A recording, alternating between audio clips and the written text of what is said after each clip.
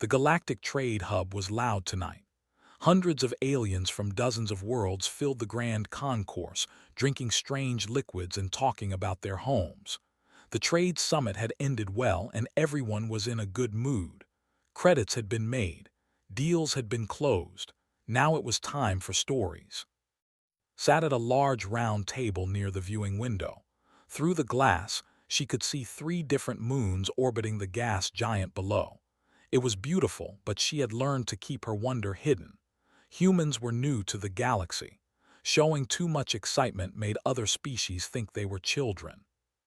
Beside her sat a tall man with calm eyes and rough hands. He had been a wildlife ranger back on Earth before joining the Diplomatic Security Corps. He did not talk much, but when he did, people listened. Right now, he was watching the aliens at their table with quiet interest.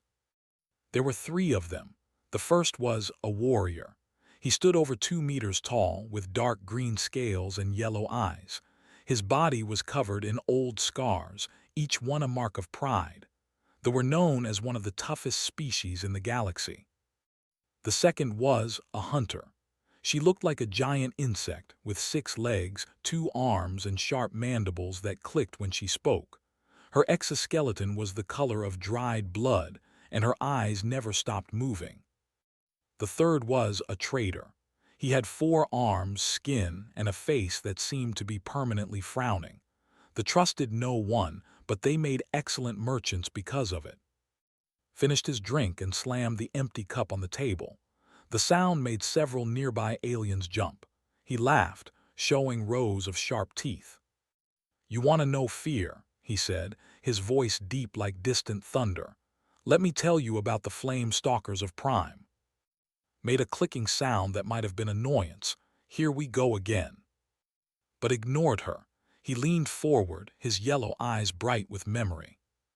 "The flame stalkers have 6 legs and bodies longer than this table. They hunt using heat vision. They can see your blood pumping through your veins from 100 meters away, and their spit," he touched one of the scars on his arm, "their spit is acid. It can melt through stone, through metal, through bone." He let the words hang in the air. "I was 15 cycles old when I faced my first one. It came out of the rocks like a nightmare. I still remember the smell of my own flesh burning." Shifted uncomfortably, "And you survived." Bared his teeth in what might have been a smile. "Obviously, but not without cost." He turned his head, showing a patch of scales that had healed wrong, twisted and pale. "Every warrior carries marks from the flame stalkers.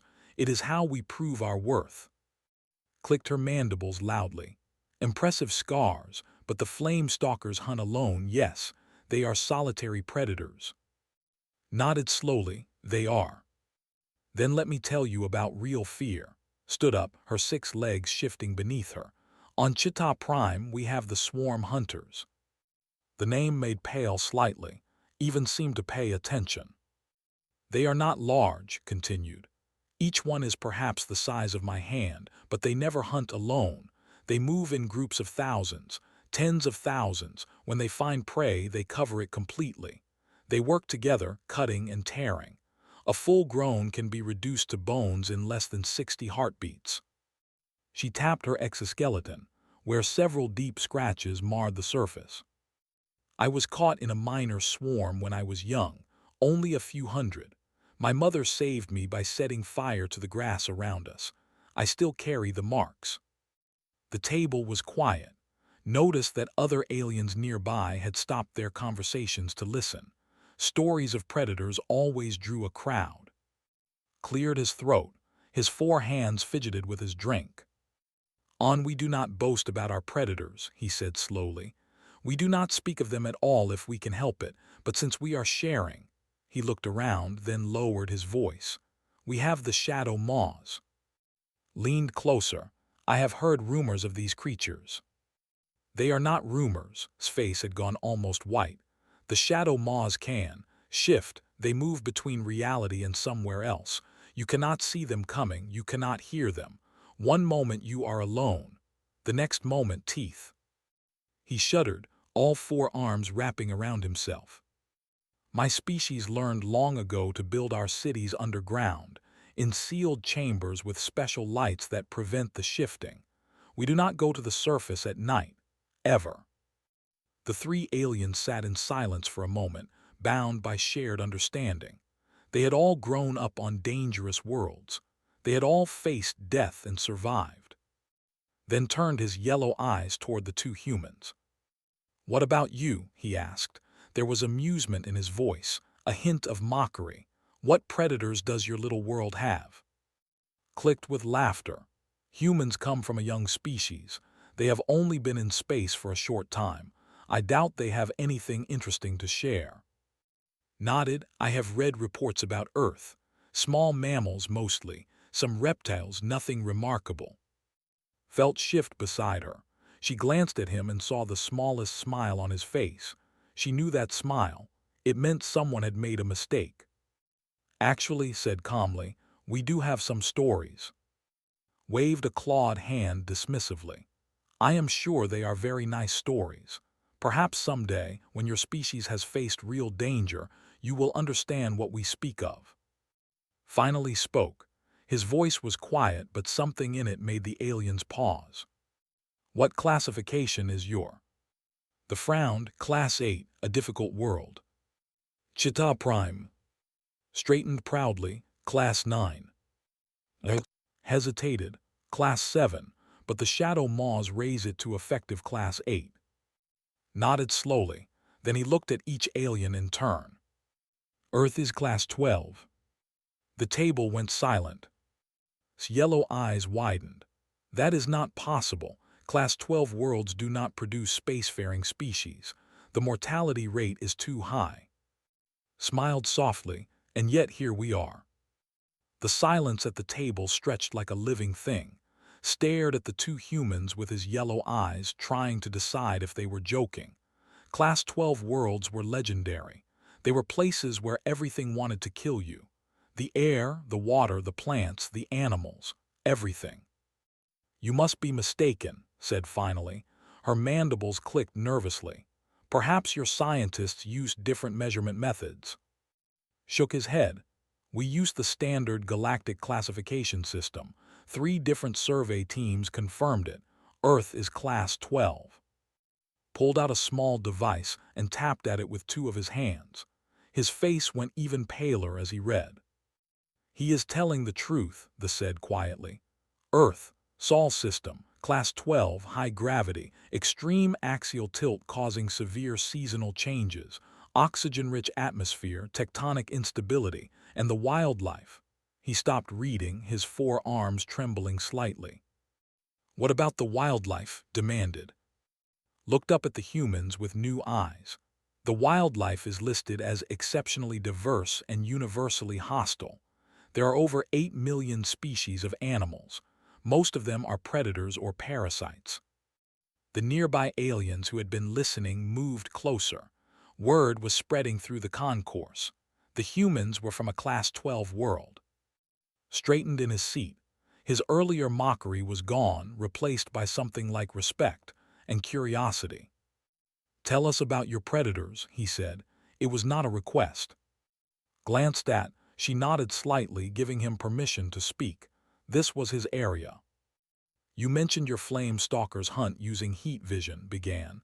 "We have similar creatures. We call them pit vipers, snakes. They can sense the heat of your body from meters away. They strike faster than your eye can follow, and their bite—" he paused. "Their bite fills your blood with poison. Your flesh dies around the wound. Some victims take days to die." Touched his acid scars unconsciously. "Snakes, yes, we have heard of these, but they are small, are they not?"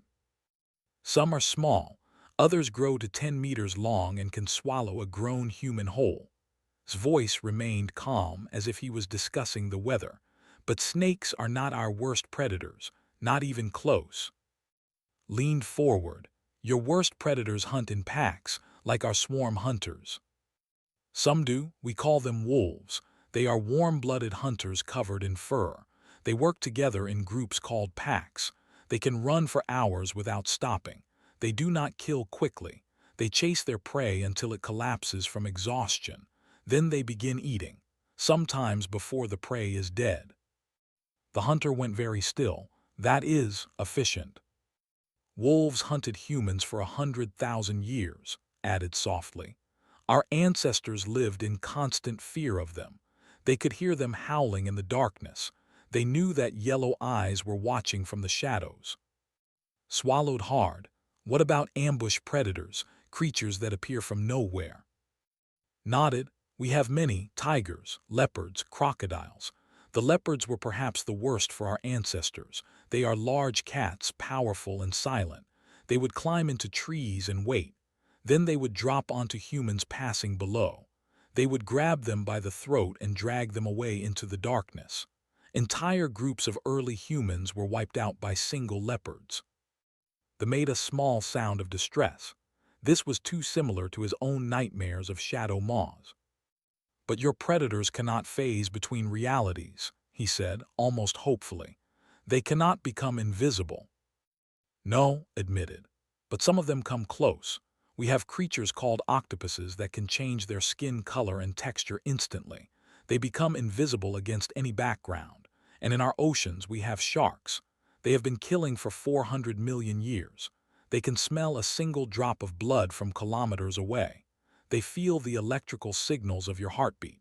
They come from below, from the darkness where you cannot see, and they strike before you know they are there. Had stopped drinking. His scales had gone from dark green to a lighter shade, which knew was the equivalent of going pale. Your world, he said slowly, how did your species survive? It was the question had been waiting for. She took a small breath before answering. We almost did not. Many times we came close to extinction. We were not the fastest animals. We were not the strongest. We had no claws, no fangs, no armor. We were soft and slow and weak. Then how? Demanded. How did you survive against all these predators? Smiled. We learned. We watched the animals that hunted us and we learned their ways. We learned to read the signs of danger. We learned to work together. We learned to make tools. Held up his hands.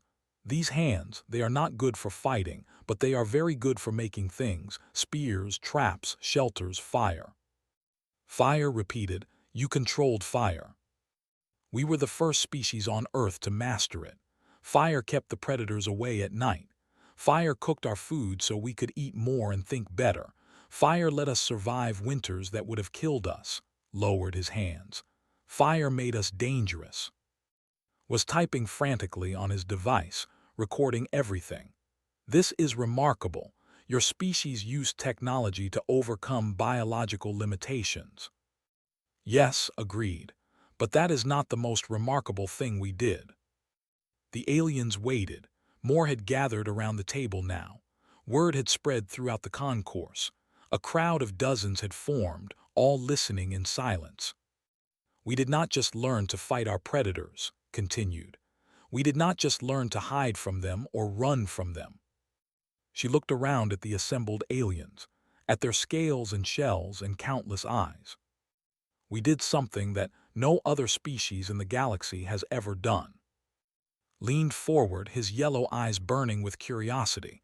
What did you do? Smiled. We tamed them. The word hung in the air like a stone dropped into still water. The ripples of confusion spread across every alien face. Tamed clicked. What does this mean, tamed? Answered. It means we took the predators that hunted us in the darkness, the wolves that ate our children, the wild cats that dragged us from our beds. We took these creatures and we made them our friends. Dead silence.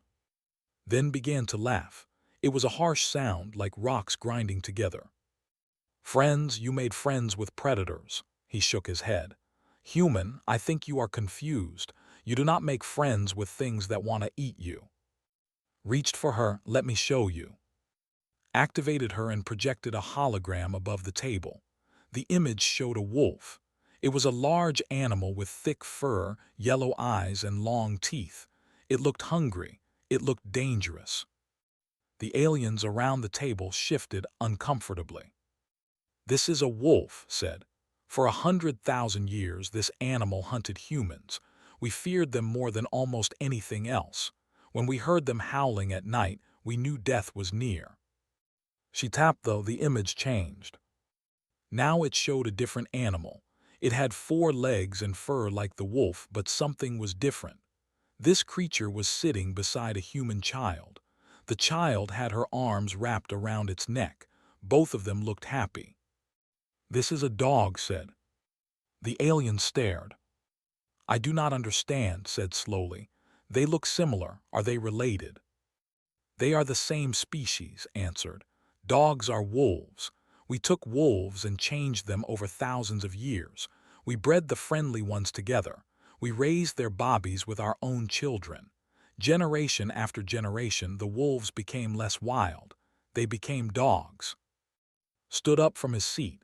His massive body cast a shadow over the table. "You are telling me that you took the predators that hunted you and turned them into pets." "Not pets," corrected gently. "Partners, family." She scrolled through more images. A German shepherd walking beside a blind woman, guiding her through a crowded street. A border collie herding sheep across a green field. A Saint Bernard carrying medicine through deep snow to reach trapped humans. A Labrador swimming into rough waters to save a drowning child. "Dogs work with us," explained. "They protect our homes, they guard our children, they find people who are lost. They help humans who cannot see or hear. They comfort us when we are sad. They have been our partners for 15,000 years." Was trembling. All 4 of his hands gripped the edge of the table. "This is not possible. You cannot form bonds with predators. It goes against all logic, against all survival instinct." "And yet we did." His voice was calm. "And dogs are not the only ones." Changed the image again. Now it showed a large animal with a long face and flowing hair. A human sat on its back. "This is a horse. They are prey animals, not predators. They weigh over 500 kilograms. They can run faster than any human. Their kick can kill. Our ancestors hunted them for food." She smiled. "Then we decided to ride them instead." The crowd of aliens had grown larger. Some were recording the presentation with their own devices. Others simply stared with wide eyes. Horses carried us across our entire world. They pulled our wagons. They plowed our fields. They charged into battle beside us. Showed images of cavalry charges, of farmers working with draft horses, of children riding ponies. They changed our history. Without horses, human civilization would have developed completely differently. Sat back down slowly. His scales had gone very pale. "What else? What else did you tame?" Took a breath. This was the part she enjoyed most. "Cats, wild cats that hunted rats in our grain stores. We let them stay, and they became house cats. Now they live in our homes and sleep in our beds." "Elephants, the largest land animals on Earth. They can crush a human with one step. We trained them to carry loads, to work in forests, to march in our armies." "Falcons, birds of prey with eyes sharper than any camera. We taught them to hunt for us and return to our arms." "Bees, insects that sting and swarm. We keep them in boxes and take their honey." "Camels, oxen, water buffalo, reindeer." Each name came with an image. Animals of all shapes and sizes, all working alongside humans, all living with humans. Made a strange sound. It took a moment to realize there was laughing, but it was not mockery. It was disbelief turning into amazement. "You tamed your entire world," said. "You took a class 12 and you domesticated it."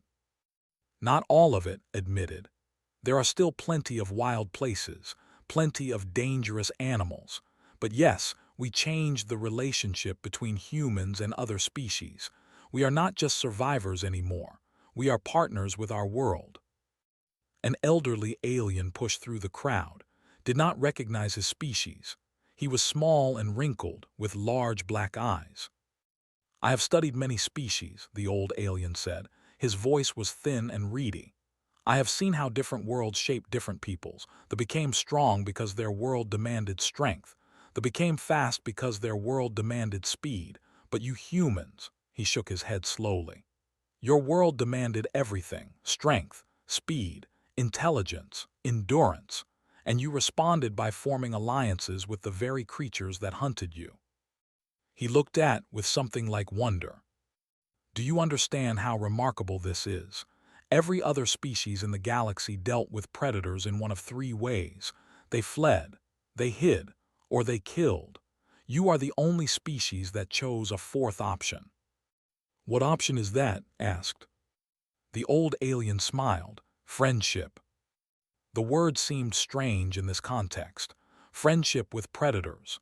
Friendship with creatures that wanted to eat you. And yet, looking at the images still floating above the table, the aliens could not deny it. A massive dog sleeping at the feet of a small child. A horse nuzzling the hand of an old man. A cat curled up on a human's lap. Turned off the hologram. The images faded, but their impact remained. When we first came to space, she said quietly, other species thought we were weak. We have no claws, no armor, no natural weapons. They saw us as soft creatures from a soft world. She looked around at the crowd of aliens. Now you know the truth. We come from one of the deadliest planets in the galaxy. We survived not by becoming the biggest predator, but by becoming something new. Something the universe had never seen before. Finished her thought. We became the species that turns enemies into friends. The grand concourse was completely silent. Hundreds of aliens stood still, processing what they had learned. Then did something unexpected. The massive warrior stood up, placed his fist over his chest, and bowed his head. I was wrong about your kind, he said. I thought you were children playing at being adults. I see now that you are something else entirely. He raised his head. You are not warriors. You are something more dangerous. You are bridge builders. Bowed her head in return. Thank you. The straightened. I have one more question. Ask. His yellow eyes were intense. Could you teach others to do what you did? Could other species learn to tame their predators? And exchanged a look. It was a question they had discussed many times. We do not know, admitted. We are not sure why it worked for us. Maybe it was luck. Maybe it was something special about Earth's animals. Maybe it was something special about humans. She paused. But we would be willing to try. The news spread through the galactic trade hub like fire through dry grass. Within hours, everyone on the station knew about the humans and their tamed predators. By the next morning, the story had reached the communication relays and was traveling to 100 different worlds. Found herself unable to walk through the corridors without being stopped. Aliens of every shape and size wanted to ask her questions. Was it true? Did humans really sleep beside wolves? Did children really ride on the backs of giant beasts? She answered as patiently as she could. Yes, it was true. Yes, humans had pets. Yes, the animals loved them back. Found her in the observation deck on the third day. The trader looked different. His usual suspicious expression had softened into something more thoughtful. I have been researching your planet, he said, settling his forearms on the railing beside her. I have read thousands of documents, watched hundreds of videos. I still cannot fully understand. Looked out at the stars. What confuses you most? The trust shook his head. On we trust no one completely, not even our own families. The idea of trusting an animal, a predator, with your life. He made a gesture that might have been a shudder. It goes against everything we believe. It goes against what most species believe, agreed. That is why humans are different. But why? Turned to face her. Why did your species develop this ability? Why did you choose to trust when every instinct should have told you to fear? Thought about the question for a long moment. It was something she had wondered about herself many times. I think it is because we needed to, she said finally. Humans are not strong like, we are not fast like, we cannot hide like. On a Class 12 world, we should have died out long ago. She turned to face. But we had one advantage. We could cooperate, not just with each other but with other species. We saw potential friends where others saw only enemies. It was not logical, it was not safe, but it was the only way we could survive. Was quiet for a while, then he asked, "Do you think we could learn do you think we could learn to trust?" "I do not know," admitted, "but I think it would start small, one person, one animal, one moment of trust," she smiled. "That is how it started for us after all. Thousands of years ago, somewhere in the cold darkness, a human shared food with a wolf, and everything changed." On the other side of the station was having a different conversation. Had requested a private meeting. They sat in a small room with plain walls and harsh lighting. The warrior had brought no weapons, which was unusual for his kind. "I have been thinking about what you told us," said. His voice was lower than usual, almost hesitant. "About the wolves, about how you changed them." Nodded and waited. "On Prime, we have always fought our predators. It is our way. It is how we prove ourselves. The scars we carry are marks of honor." Touched the twisted scales on his neck. "But lately, I have been wondering if there is another way." "You want to try what we did," said. It was not a question. "Yes," leaned forward. "The flame stalkers kill hundreds of my people every year. We have been fighting them for as long as our history records. What if we could end that war? What if we could make them our allies instead?" Was quiet for a moment. This was what he had hoped for, but he had not expected it to happen so quickly. "It would not be easy," he said carefully. "It took humans thousands of years to domesticate wolves, and it required something that might be difficult for." "What?" "Patience and gentleness." Met's yellow eyes. "You cannot beat an animal into being your friend. You cannot force it to trust you. You must earn that trust slowly over time. You must show the animal that you mean no harm, that you bring food and safety, not pain."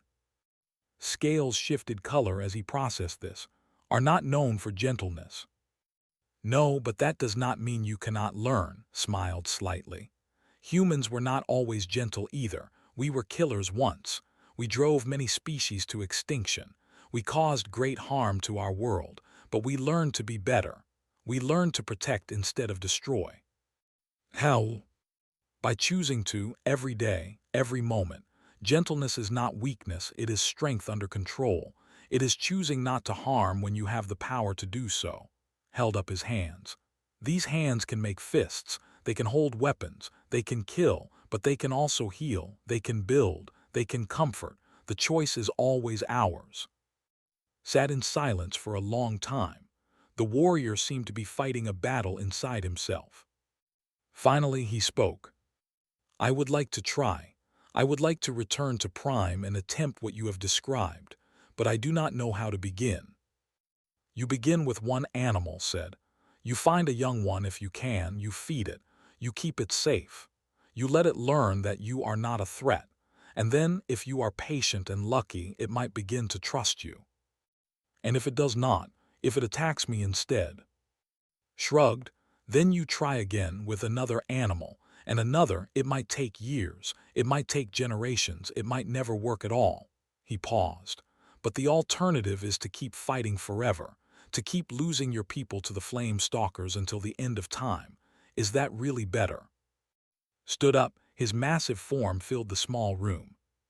"No," he said, "it is not." He extended one clawed hand. It was a human gesture, realized. The had learned it from watching humans on the station. Took the hand and shook it. "I will need help," said. "Teachers, guides, people who understand how this is done." "You will have them. I will speak to my government. We will send animal behavior experts to Prime. We will share everything we know." Nodded, then for the first time he smiled. It was a terrifying expression on a face full of sharp teeth, but it was genuine. "Perhaps someday a child will sleep beside a flame stalker, as your children sleep beside wolves." Returned the smile. "Perhaps someday that would be something worth seeing." Later that night and met in their quarters. They were tired but unable to sleep. The events of the past few days had changed everything. "Wants to try domestication," said. "He asked for our help." Nodded slowly. "Asked me if they could learn to trust. I think this is just the beginning." "What do you mean?" Walked to the window and looked out at the stars. Somewhere out there were thousands of worlds, each with their own predators, their own fears, their own endless wars between species. "We came to space thinking we would find our place among the stars," she said softly. "We thought we would learn from older, wiser species, but maybe that is not why we are here." She turned to face. "Maybe we are here to teach." 6 months passed like water flowing through open hands. The story of the humans and their tamed predators had reached every corner of the galaxy. It was discussed in council chambers and whispered in market squares. Scientists wrote papers about it. Philosophers debated its meaning. Children heard it as a bedtime story, though many parents did not quite believe it themselves. And slowly, everything began to change. On a distant world called Praxis 7, a diplomatic crisis was unfolding. Two species had been fighting over mining rights for decades. Neither side would compromise. Neither side would trust the other. Then the human ambassador arrived. Her name was. She was a small woman with hair and kind eyes. She walked into the negotiation room with calm confidence, and behind her walked something that made both alien delegations freeze in their seats. It was a dog, a large one with golden fur and a gentle face. Its name was, and it had been a military working dog before retirement. Now it served as companion and emotional support animal. The aliens stared. "What is that creature?" one of them demanded. "Is it dangerous?" Smiled and scratched behind the ears. The dog's tail wagged happily. "This is my partner," she said. "He was trained to find explosives and protect soldiers in combat. He has saved many lives, but he is also my friend. He keeps me calm when negotiations become difficult." The aliens exchanged uncertain looks. "You travel with a predator?" the other delegation asked. "You trust it completely?" "With my life." The negotiations lasted 3 weeks. They were difficult and tense, but something strange happened as the days passed. Both alien delegations found themselves drawn to. They watched how he lay at its feet during meetings, how he seemed to sense when tensions were rising and would approach whichever delegate was most upset. The dog did not judge. The dog did not take sides. The dog simply offered presence and warmth. On the final day, an agreement was reached. As the delegates signed the documents, one of them approached. "Your animal," he said slowly. "It helped us. I do not understand how, but it helped us see each other differently." Nodded. "Dogs have been doing that for humans for thousands of years. They remind us that trust is possible, that different species can live together in peace." She looked down at, who was now accepting gentle pats from both delegations. "Sometimes we all need a reminder." Across the galaxy on Earth, another story was unfolding. A research vessel had arrived in orbit. It carried a team of alien scientists who had traveled for months to see the impossible with their own eyes. Met them at the landing pad outside the research station. "Welcome to Earth," she said. "Are you ready?" The lead scientist was a tall being with silver skin and too many joints in his arms. His name was difficult for human mouths to pronounce, so he had asked to be called Professor. "We are ready," he said, "though I admit we are also afraid. We have read the reports about your world, the predators, the weather, the microorganisms." He shuddered slightly. "This planet wants to kill us." Laughed softly. "This planet wants to kill everything. That is what makes our achievements so remarkable." She led them to a transport vehicle, and they drove to a small town nearby. The aliens looked out the windows at the green fields, the blue sky, the distant mountains. It was beautiful. It was also terrifying. Then they arrived at a park. Children were playing on equipment made of metal and plastic. Adults sat on benches, watching them. And everywhere, absolutely everywhere, there were dogs. Big dogs, small dogs, dogs running and jumping and barking, dogs lying in the sun, dogs playing with children. The alien scientists stopped at the edge of the park. They could not move. "The children," Professor whispered. "The predators are so close to the children." "Those are pets," explained. "Family members. They would never hurt the children. In fact, they would die to protect them." As if to prove her point, a small girl with dark hair ran up to an enormous Great Dane. The dog was taller than she was. It could have swallowed her whole. Instead, it licked her face and wagged its tail. The girl laughed and hugged its neck. Professor made a sound that might have been a sob. "I have studied xenobiology for 200 years," he said. "I have seen wonders across 1,000 worlds, but I have never seen anything like this." He turned to, with tears in his many eyes.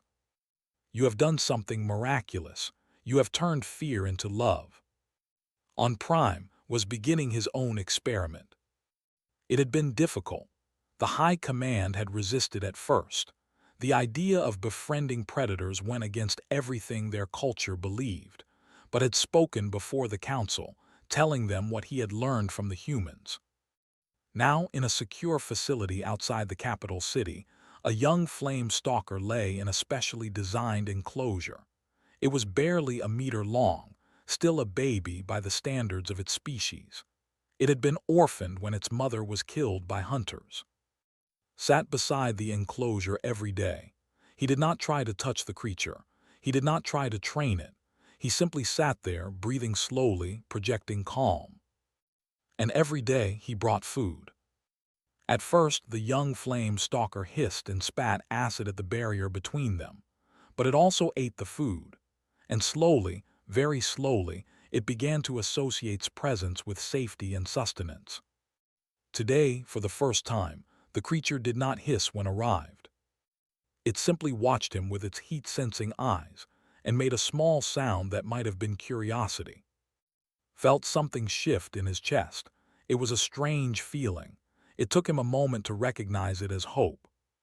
"Maybe someday," he whispered to the little predator, "maybe someday we will be friends." The creature tilted its head, listening. It did not understand the words, but it understood the tone. It understood that this large being meant no harm. Perhaps that was enough to start. 1 year after the events at the Galactic Trade Hub, the Galactic Council convened for a special session. Representatives from hundreds of species filled the Great Assembly Hall. They had gathered to discuss humanity. After hours of debate, the Council reached a decision. Humanity would be reclassified. They would no longer be listed as an emerging spacefaring species, a category that implied youth and inexperience. Instead, they would be designated as apex integrators, a category created specifically for them. It meant a species that achieved dominance not through conquest or destruction, but through cooperation and integration with other life forms. It was a unique designation. No other species in recorded galactic history had ever earned it. When the announcement was made, the human delegation stood in silence. Some of them had tears in their eyes. Later that evening, walked through the corridors of the Galactic Trade Hub, the same station where everything had started. Beside her walked the Golden Retriever. He had been transferred to her care after retired from diplomatic service. Now he went everywhere with, a living symbol of everything humanity represented. Aliens parted before them as they walked, not in fear but in respect. Many bowed their heads. Some reached out to touch fur, having learned that this was acceptable, even welcome. A young alien child pointed at them from across the corridor. The child's parent knelt down to explain.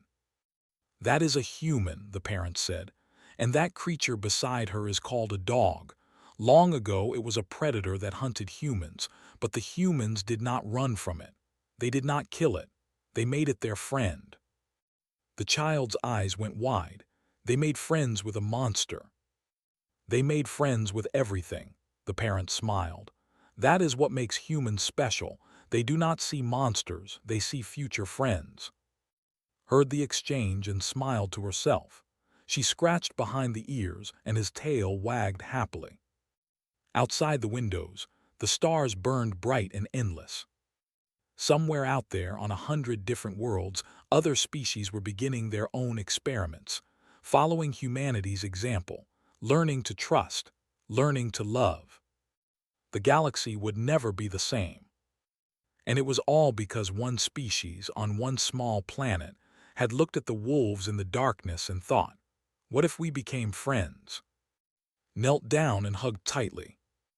Good boy, she whispered. You have no idea what your ancestors started.